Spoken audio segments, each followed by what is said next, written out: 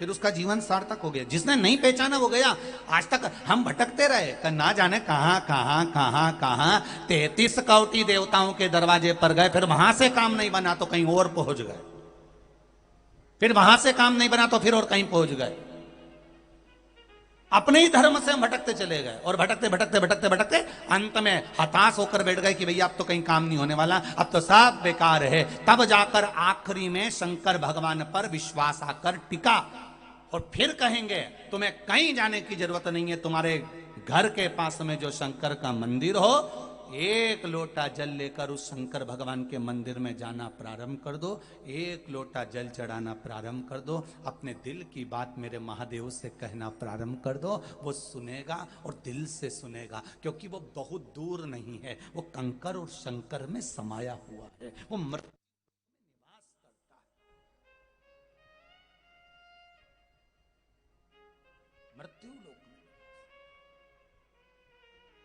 जब राम जी महाराज भी लंका पर विजय प्राप्त करने जाते हैं तो पहले शंकर भगवान का अभिषेक पूजन कर जाते हैं।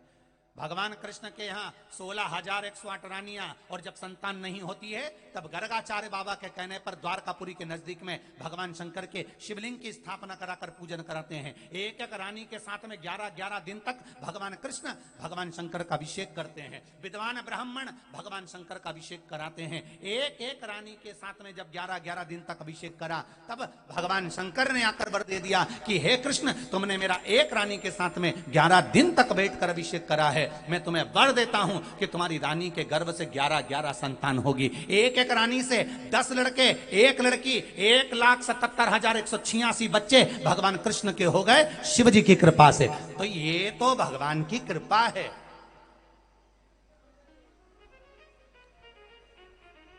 एक किसी ने पहले भी प्रश्न करा था कि गुरुजी ये आंकड़े की जड़ वाला प्रयोग और भगवान शंकर का ये प्रयोग करते हैं तो कई लोगों को हमने देखा कि उनके जुड़वा छोरा छोरी होते हैं, तो एक क्यों नहीं होता? हमने कहा भगवान जब भी देता है तो फाड़ के देता, उसमें क्या टेंशन। सारे देव देते हैं पल्ला झाड़ कर और मेरा महादेव देता है छप्पर फाड़ कर। वो थोड़ा तो देता ही नहीं है, वो जो भी दिया उसने अलमस्त होकर दिया, ले जा।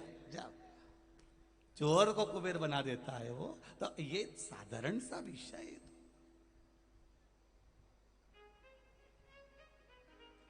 कितनी कृपा, कितनी उदारता, जरा विचार तो करो रे मंदसौर वालों।